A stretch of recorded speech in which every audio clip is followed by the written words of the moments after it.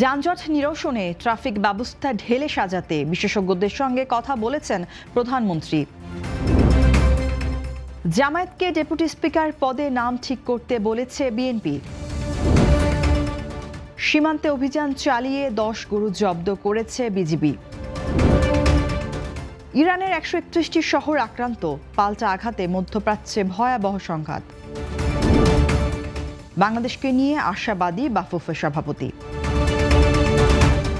শুভ সন্ধ্যা, স্বাগত জানাচ্ছি বাংলাদেশ প্রতিদিন সংবাদে। এতক্ষণ শুনছিলেন সংবাদ শিরোনাম, এবারে বিস্তারিত।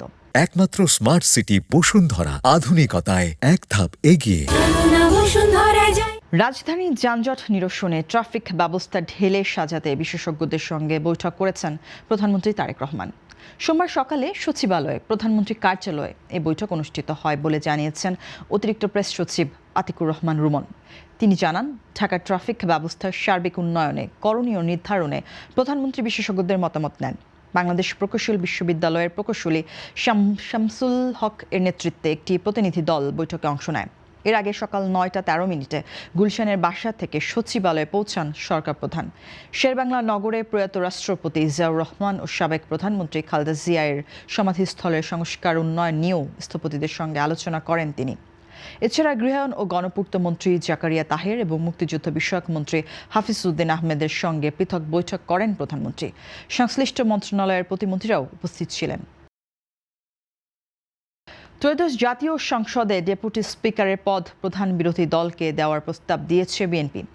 সোমবার 2 মার্চ বাংলাদেশ সচিবালয়ে প্রধানমন্ত্রী তারেক রহমানের সঙ্গে বৈঠক শেষে সাংবাদিকদের এ তথ্য জানান স্বরাষ্ট্রমন্ত্রী ও বিএনপির স্থায়ী কমিটির সদস্য সালাউদ্দিন আহমদ। তিনি বলেন, ডেপুটি স্পিকারের পদটি প্রধান বিরোধী দল বাংলাদেশ জামায়াত ইসলামীকে দেওয়ার প্রস্তাব করা হয়েছে এবং তাদেরকে নাম চূড়ান্ত করতে বলা হয়েছে। স্পিকার নির্বাচনের দিনই যেন ডেপুটি স্পিকারও নির্বাচিত হতে পারেন সে আহ্বানও জানানো হয়েছে। সালাউদ্দিন আহমদ আরও বলেন, ঐক্যমত্যের ভিত্তিতে স্বাক্ষরিত জুলাই জাতীয় সনদের প্রতি সম্মান দেখিয়ে রাজনৈতিক সমঝোতার অংশ হিসেবে এই উদ্যোগ নেওয়া হয়েছে। জুলাই সনদ অনুযায়ী ডেপুটি স্পিকার বিরোধী দল থেকে হওয়ার কথা রয়েছে। উচ্চকক্ষ গঠনের বিষয়টি আলোচনা সাপেক্ষ হলেও ডেপুটি স্পিকার পদটি গুডউইল হিসাবে এখনই অফার করা হয়েছে বলে জানান তিনি।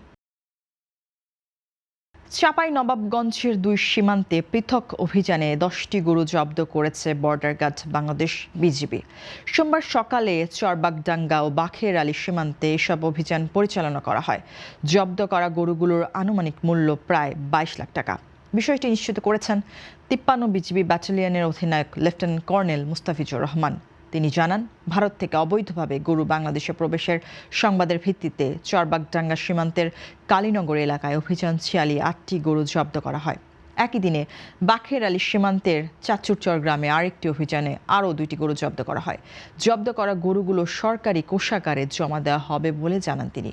এছাড়া গত ফেব্রুয়ারি মাসে জেলার বিভিন্ন সীমান্তে অভিযান চালিয়ে 33টি গরু ও 2টি মহিষ জব্দ করেছে বিজিবি, যার আনুমানিক মূল্য প্রায় 75 লাখ টাকা। এবার আন্তর্জাতিক। ইসরায়েল ও যুক্তরাষ্ট্রের যৌথ হামলায় ইরানের অন্তত 131টি শহর ক্ষতিগ্রস্ত হয়েছে বলে জানিয়েছে ইরানি রেড ক্রিসেন্ট সোসাইটি।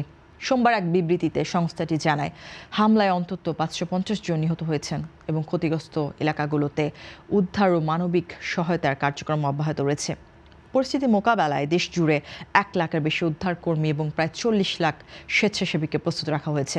এদিকে পাল্টা উত্তেজনায় মধ্যপ্রাচ্যের বিভিন্ন শহরে বিস্ফোরণের ঘটনা ঘটেছে। দুবাই, আবুধাবি, দোহা, মানামা এবং জেরুজালেমে শক্তিশালী বিস্ফোরণের খবর পাওয়া গেছে। আন্তর্জাতিক সংবাদ মাধ্যমের বরাতে জানা গেছে, যুক্তরাষ্ট্র ও ইসরায়েলের সাম্প্রতিক পদক্ষেপের জবাবে ইরান মধ্যপ্রাচ্যে মার্কিন স্বার্থ সংশ্লিষ্ট স্থাপনাগুলো লক্ষ্য করে হামলা চালাচ্ছে। ফলে পুরো অঞ্চল জুড়ে চরম উত্তেজনা বিরাজ করছে। এবার খেলার খবর। মঙ্গলবার চীনের বিপক্ষে ম্যাচ নিয়ে নারী এশিয়ান কাপের গ্রুপ পর্বের লড়াই শুরু হবে বাংলাদেশের। প্রথমবারের মতো এশিয়ান নারী ফুটবল শ্রেষ্ঠত্বের মঞ্চে খেলার অপেক্ষায় থাকা মেয়েরা স্বাভাবিকভাবেই রোমাঞ্চিত। এশিয়ার শীর্ষ 12 দলের মধ্যে নিজেদের অবস্থান জানান দেয় খুশি বাফুফের সভাপতি তাবিত আউয়াল।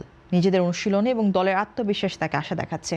অস্ট্রেলিয়া সিডনি থেকে বাফুফের সভাপতি জানিয়েছেন, আমাদের মেয়ে খেলোয়াড়দের উপরে আস্থা রাখতে হবে, কিন্তু মেয়ে খেলোয়াড়দের উপর ইনভেস্ট করতে হবে, খালি বিশ্বাস রাখলে হবে না।